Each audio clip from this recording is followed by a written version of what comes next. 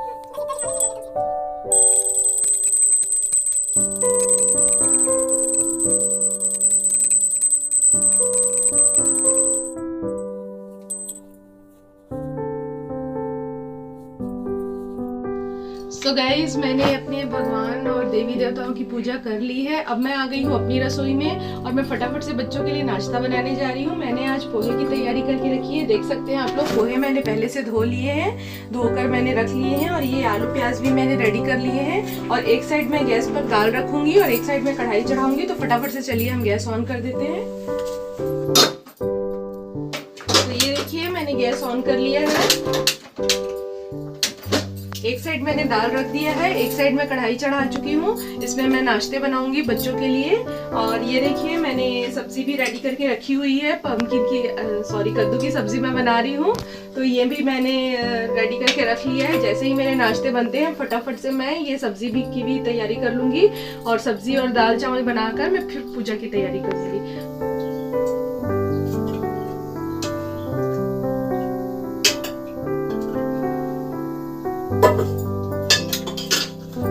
चलिए मैं बना रही हूँ फटाफट से पोहा। तो ये देखिए फ्रेंड्स, मेरे नाश्ते बनकर एकदम रेडी हो चुके हैं। पोहे बनाए हैं मैंने नाश्ते में और मैं अब अपने बच्चों को ये सर्व कर रही हूँ। ये मैं बारीक कटे हुए प्याज मेरे बेटे के लिए रेडी कर रही हूँ, क्योंकि उसको पोहे के ऊपर बारीक कटे हुए प्याज बहुत ज़्यादा पसंद है। और मेरी बेटी को तो बिल्कुल भी पसंद नहीं है कच्चे प्याज, इसलिए मैं उसके में ये नहीं डालूंगी। आप लोग सोच रहे होंगे कि एक प्लेट में प्याज और दूसरे प्लेट में नहीं, तो इसलिए मैं आपको ये बता देती हूँ कि मैं एक ही प्लेट में प्याज डाल रही हूँ। तो चलिए मैं फटाफट से अपने बच्चों को नाश्ता दे देती हूँ और मैं फटाफट से कद्दू की सब्जी बना लेती हूँ। और एक तरफ दाल में सीटी भी पड़नी शुरू हो चुकी है। तो और मुझे पूजा की भी तैयारी करनी है। टाइम बहुत कम है दोस्तों, इसलिए मैं फटाफट से कर रही हूँ। तो बने रहिएगा मेरे साथ पूरे मेरे वीडियो में एंड तक।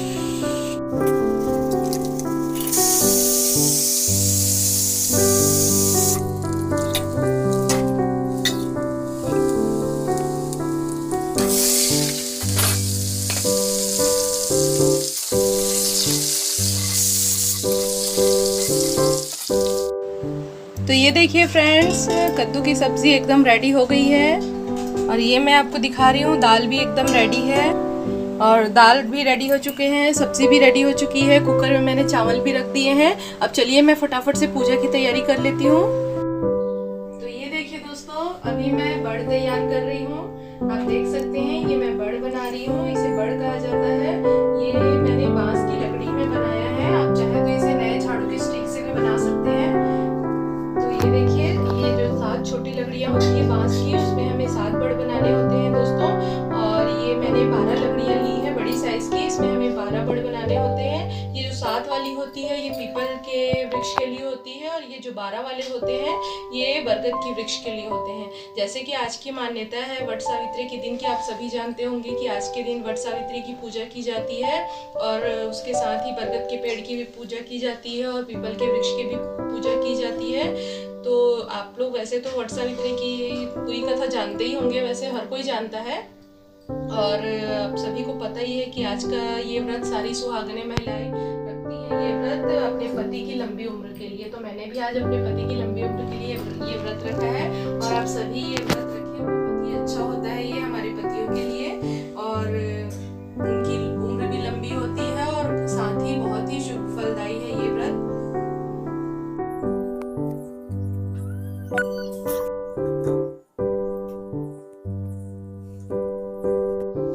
तो ये देखिए फ्रेंड्स, मैंने यहाँ पे बड़ बना लिए हैं। 7 बांसों में मैंने 7 बड़ और 12 में मैंने 12 बड़ बनाए हैं। और ये मेरी पूजा की तैयारी भी पूरी तरीके से कंप्लीट हो चुकी है। जैसा कि आप देख सकते हैं ये बड़ भी एकदम रेडी है। और ये देखिए, ये पूजा के मैंने यहाँ पे सामान लिए हैं। ये मैंने लौंग इलायची ली है बीड़ा पान के लिए, भगवानों को भोग लगाने के बाद जो बीड़ा पान खिलाया जाता है ये उसके लिए है। यहाँ पे मैंने 21 बेलपत्ती भी रख लिए हैं, दूबी भी रखे हैं, समी पत्र, फूल मैंने अभी फ्रिज में रखा हुआ है दोस्तों, क्योंकि अगर मैं उसे अभी बाहर निकालूंगी तो वो जल्दी ही मुरझा जाते हैं गर्मी के दिनों में, इसलिए मैंने उन्हें फ्रिज में रखा है। ये नारियल मैंने लिया है, ये हल्दी, कुमकुम, चंदन, गुलाल, रोली सब मैंने ले ली है। और ये चना दाल स्पेशली वट सावित्री के व्रत में ये चने का दाल चढ़ता है दोस्तों। इसमें हमें अभी इसमें चीनी मिक्स करनी है, हल्की सी हम इसमें चीनी मिक्स कर देंगे। और ये तेल लिया है मैंने, ये कलश के लिए। और यहाँ पे मैंने घी ली हुई है, ये मैं आरती के लिए रखी हूँ। और ये दही लिए है मैंने, और ये कच्चे दूध, और ये वाले दिए लिए हैं मैंने। ये देखिए इस तरह का दिया, क्योंकि जब हम वट सावित्री की पूजा करने के लिए वट वृक्ष के पास जाते हैं तो जैसे हम वट सावित्री की पूजा करने के लिए वट वृक्ष के पास जाते हैं तो वहाँ पर बहुत हवाएं चलती है, तो जैसे हम नॉर्मली दिया जलाएंगे मिट्टी का तो वो टिकता ही नहीं है, दिए बुझ जाते हैं। तो इसलिए मैंने इस टाइप का ये दिया लिया हुआ है। इसमें मैं तेल बस डालूंगी, ये देखिए बत्ती मैंने पहले से लगा रखी है, इसमें मैं तेल बस डालूंगी। उसके बाद इसे हम ऊपर से इस तरह से ढक देंगे और इस तरीके से हम कलश पर रख देंगे, तो ये बुझेगी भी नहीं और हमारा कलश का दिया जलता रहेगा। और ये देखिए दोस्तों, ये पॉलीथीन में मैंने यहाँ पे फल्ली दाना और इलायची के दाने लिए हैं। ये मैंने इसलिए पॉलीथीन में डालकर रखा है क्योंकि कहीं गिर ना जाए। ये मैंने 108 काउंट करके रखा हुआ है। ये 108 इसलिए है दोस्तों क्योंकि मुझे 108 परिक्रमा करने होंगे वट वृक्ष के, तो इसलिए मैंने 108 ये काउंट करके ये पॉलीथीन में पैक करके रखा है, ताकि एक भी गिरे ना, वरना मेरी परिक्रमा फिर अधूरी रह जाएगी। और ये मैंने कच्चे धागे लिए हैं परिक्रमा करने के लिए। जब हम बरगद वृक्ष का परिक्रमा करते हैं तो ये हम 12 टाइम इसको लपेटते हैं बरगद के वृक्ष में। और ये मैंने जनेब लिया हुआ है, और ये आम स्पेशली फ्रूट्स में ये भोग लगाया जाता है वट वृक्ष के पास। और ये मैंने गौरी गणेश के लिए हल्दी और सुपारी रखी हुई है, क्योंकि गोबर से बनाया जाता है हालांकि गाय के गोबर से, बट अभी अवेलेबल है नहीं मेरे पास, तो मैं हल्दी सुपारी रखकर गौरी गणेश बनाऊंगी। ये माचिस भी मैंने रखी लिया है, कुछ चीज भूल ना जाऊं करके मुझे बहुत डर लगते रहता है वट सावित्री या किसी भी पूजा में। और ये देखिए मैं आपको दिखाती हूँ, यहाँ पे मैंने सुहाग का सामान लिया हुआ है। ये आम की पट्टी भी मैंने रेडी करके रखी हुई है, ये मैंने पॉलीथीन में रखा है, आप देख सकते हैं। ये चूड़ी, आलता, ये लिपस्टिक, ये नेल पॉलिश, कुमकुम, ये क्लचर, ये बिंदी और ये मेहंदी, ये सब मैं, और ये पाँव की बिछिया आप देख सकते हैं, ये सब मैं चढ़ाऊंगी सुहाग के सामान में माता जी को, सावित्री माता को।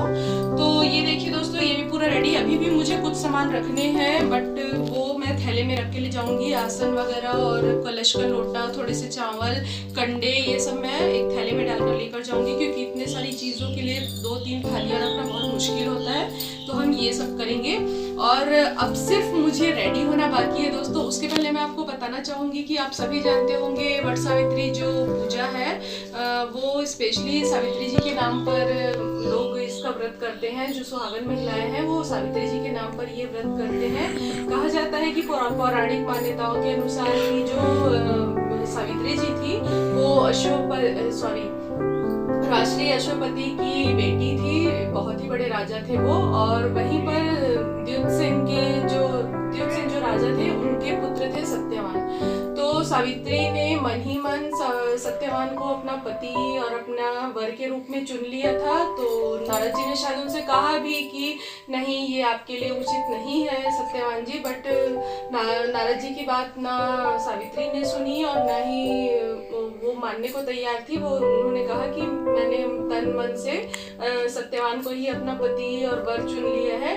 तो इसलिए सावित्री के पिता ने सत्यवान से सावित्री का विवाह करवा दिया था, जबकि उनको पता था कि 1 साल बाद सत्यवान की मृत्यु हो जाएगी। उसके बावजूद सावित्री जी ने उनसे विवाह करना स्वीकार किया। तो जैसे ही सत्यवान जी वन में रहते थे, वैसे ही सावित्री जी भी उनके साथ रहने के लिए वन में चली गई और उनके साथ वन में रहने लगी। और जैसे ही सत्यवान जी के मृत्यु का दिन तो पहले से ही निश्चित था, तो जैसे ही उनके मृत्यु का दिन आया तो सत्यवान जी जंगल में लकड़ी काटने के लिए गए। सावित्री भी उनके पीछे पीछे चल पड़ी। फिर सत्यवान जी को सिर में थोड़ा सा दर्द हुआ, तो वो लकड़ी काटने के लिए जैसे ही पेड़ पे चढ़ रहे थे, उनके सिर में थोड़ा सा दर्द हुआ, तो वो पेड़ से फिर नीचे उतर गए और वट वृक्ष के नीचे वो सावित्री की गोद में आराम से लेट गए। फिर सावित्री ने देखा कि यमराज जी अपने दूतों के साथ सत्यवान के प्राण लेने के लिए आए हैं। तो जैसे ही यमराज जी सत्यवान जी के प्राण लेकर जा रहे थे, सावित्री जी भी उनके पीछे पीछे चल पड़ी। तो तो यमराज जी ने जब उनको आते देखा तो उन्होंने कहा कि सावित्री, तुम्हारा साथ सत्यवान के साथ सिर्फ धरती तक ही है, ऊपर तुम नहीं आ सकती। लेकिन सावित्री जी कहाँ मानने वाली थी, वो यमराज के पीछे पीछे चल पड़ी। फिर यमराज जी ने देखा कि ये तो पीछे ही आ रही है, बात नहीं मान रही है, तो यमराज जी ने सावित्री से कहा कि तुमको जो वर मांगना है मांग सकती हो करके। तो सावित्री बड़ी चालाक थी, वो तो जानते हैं जैसे कि आप सब लोग, और बहुत ही सती थी, वो बहुत बड़ी सती थी सावित्री, और बहुत ही ज्यादा विद्वान थी, और बहुत ही ज्यादा अपने पति के लिए पतिव्रता थी। तो उन्होंने पहला वरदान मांगा कि मेरे सास ससुर की आंखों की रोशनी वापस आ जाए। तो यमराज जी ने तथास्तु कह के उनको वो वर दे दिया। लेकिन फिर भी सावित्री नहीं मानी, वो फिर भी यमराज जी के पीछे पीछे चल पड़ी। तो यमराज जी ने उनसे कहा कि तुम दूसरा वर मांगो सावित्री, इसके बाद तुम अपने घर वापस चली जाना। तो सावित्री ने कहा ठीक है, जो भी मेरे सास ससुर का राजपाट है वो वापिस आ जाए, और वो फिर से पहले जैसे अच्छे से राज करने लगे अपने राज सिंहासन पर। तो यमराज जी ने उन्हें भी तथास्तु कह के वो वरदान दे दिया। फिर सावित्री नहीं मानी, वो फिर से यमराज जी के पीछे पीछे जाने लगी। तो यमराज जी ने कहा तुम तीसरा वर मांगो, इसके बाद तुम वापिस चली जाना। तो सावित्री ने कहा कि यमराज जी, मुझे अपने पति के द्वारा 100 पुत्र प्राप्त हो। तो यमराज जी ठहरे, उन्होंने कहा तथास्तु। तो सावित्री इस तरह से अपने पति के प्राणों की उन्होंने यमराज जी से रक्षा की, और मजबूरन यमराज जी को सत्यवान के प्राण सावित्री को वापस करने पड़े।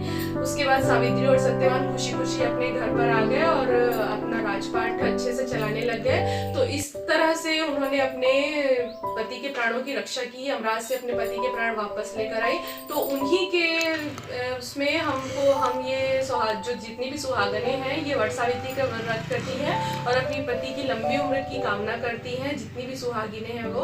तो मैं आप सबसे भी कहूंगी कि आप भी पूरी निष्ठा और श्रद्धा भक्ति के साथ अपने पतिव्रता धर्म का पालन करें और अपने पति के लिए व्रत अवश्य रखें। निश्चय ही यमराज जी आपके पति के प्राणों की रक्षा करेंगे, और सावित्री जी भी हमें आशीर्वाद देंगे कि हमारे पति की उम्र लंबी हो।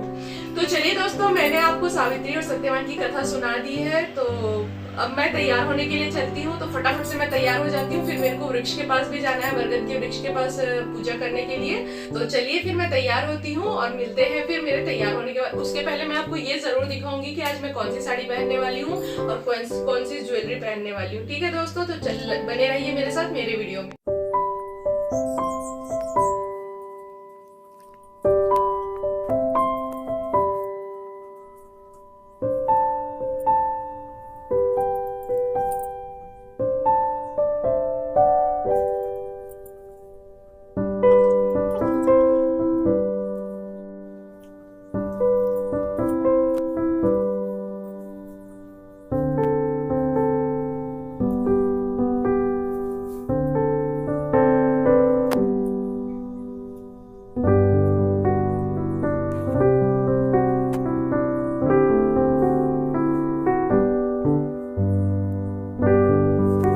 देखिए फ्रेंड्स, आज मैं ये वाली साड़ी पहनने वाली हूँ। पिंक कलर की साड़ी है, लहरिया साड़ी है, बहुत ही सॉफ्ट है ये साड़ी। ये मैंने ऑनलाइन मंगाई थी और इसमें ऑरेंज कलर का ब्लाउज है, आप देख सकते हैं।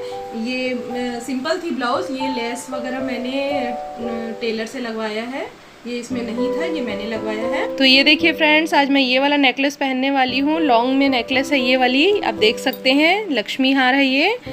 और इसके साथ ही मुझे ये वाली इयररिंग्स मिली है। ये देखिए, मैं आपको दिखाती हूँ पास से। ये देखिए गिर जा रही है।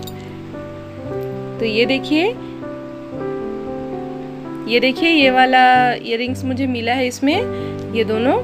और इसके साथ में ये नेकलेस है, बहुत ही प्यारी, बहुत ही खूबसूरत है, गोल्ड प्लेटेड में है ये। मैं आपको बताना चाहूँगी कि आज मैं शॉर्ट नेकलेस बिल्कुल भी नहीं पहन रही हूँ। आज मैं बहुत ही सिंपल लॉन्ग नेकलेस पहन रही हूँ।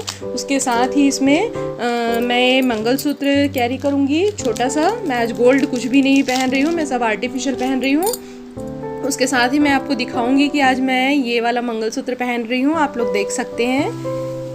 ये देखिए, ये मैंने अपने हस्बैंड के नाम वाली मंगलसूत्र ऑनलाइन मंगाई है। ये देखिए, एन करके बना हुआ है इसमें लेटर, एन लेटर से है ये मंगलसूत्र। बहुत ही खूबसूरत है, बहुत ही यूनिक लग रहा है ये मैं पहनने के बाद आपको दिखाऊंगी। बहुत ही प्यारा है, ये ऑनलाइन पे अवेलेबल है, आप चाहे तो इसे ऑनलाइन से ऑर्डर कर सकते हैं। बहुत ही खूबसूरत, बहुत ही प्यारा। और इसके साथ में मैं ये लॉन्ग नेकलेस कैरी करूँगी। और ये देखिए, ये मैं आज ये वाले कंगन मैंने लिए हैं, ये मैं कैरी करूँगी अपनी ये पिंक साड़ी के साथ। ये वाले कंगन मैं लूँगी, ये देखिए ये कंगन आज मैं पहनूंगी। तो चलिए दोस्तों, मैं फटाफट से तैयार होके आती हूँ, थोड़ा सा वेट कीजिए, उसके बाद फिर मैं आगे का वीडियो आपको दिखाती हूँ। तो लीजिए फ्रेंड्स, मैं आ गई हूँ रेडी होकर आप लोगों के सामने। देख रहे हैं मुझे आप, मैं पूरी तरीके से वही चूड़ी पहनी है मैंने, ये ज्वेलरी भी वही पहनी जो मैंने आपको दिखाई थी, साड़ी भी वही है। तो आप मुझे कमेंट बॉक्स में कमेंट करके बताइएगा कि मैं कैसी लग रही हूँ। और अब मैं निकलने वाली हूँ वट वृक्ष के लिए, पूजा करने के लिए, क्योंकि 12 बज चुके हैं, टाइम भी बहुत ज़्यादा हो चुका है, दोपहर भी बढ़ रही है। तो चलिए अब हम लोग मिलते हैं वट वृक्ष के पास। तो लीजिए फ्रेंड्स, मैं आ गई हूँ वट वृक्ष के पास, बरगद के वृक्ष के पास पूजा करने के लिए। तो चलिए हम फटाफट से पूजा की विधि शुरू करते हैं। और बाकी विधि तो मैं आपको बता ही चुकी हूँ अपने बाकी की वीडियोस में, और आगे की विधि आप मेरा वीडियो में मेरे साथ कंटिन्यू बने रहिएगा एंड तक, और देखते जाइए मैं किस तरह से पूजा करती हूँ।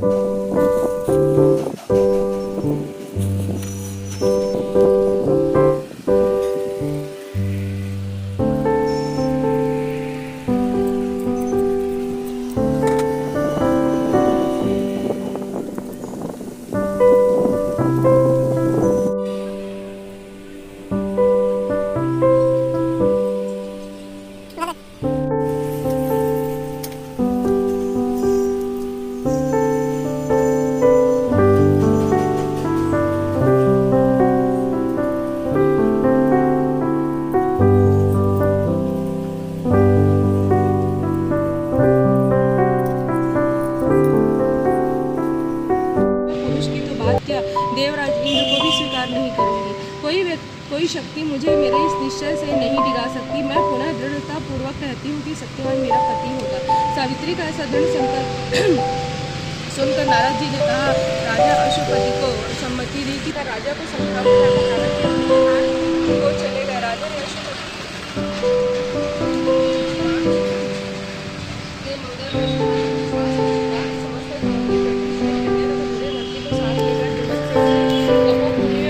वहाँ पर राजा द्रुमत से पत्नी रानी और राजकुमार सत्यवान के साथ रहते थे। अशुपति के आने का कारण पूछा तो उन्होंने बताया कि मेरी कन्या सावित्री ने आकर द्रुमत से उदास हो गई। उन्होंने कहा कि अब मैं मुझ में कैसे सकता आप राज्य से राजा और नाराज से नष्ट करा। इस पर भी हम दोनों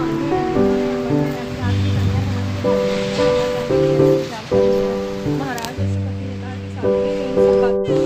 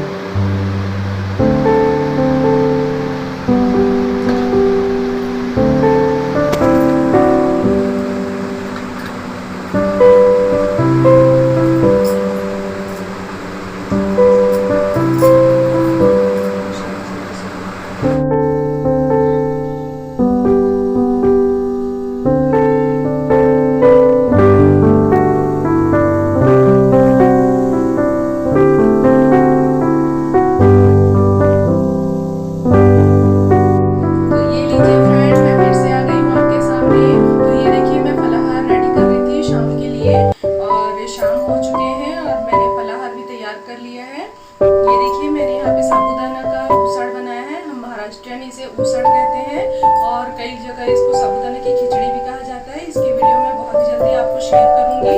और ये मैंने लिए हैं आम, क्योंकि आज वट सावित्री का दिन है, इसलिए आज के दिन पीला खाना जरूरी होता है, तो इसलिए हम लोग आम खाते हैं। आप चाहे तो बेसन का कुछ भी आइटम बनाकर खा सकते हैं।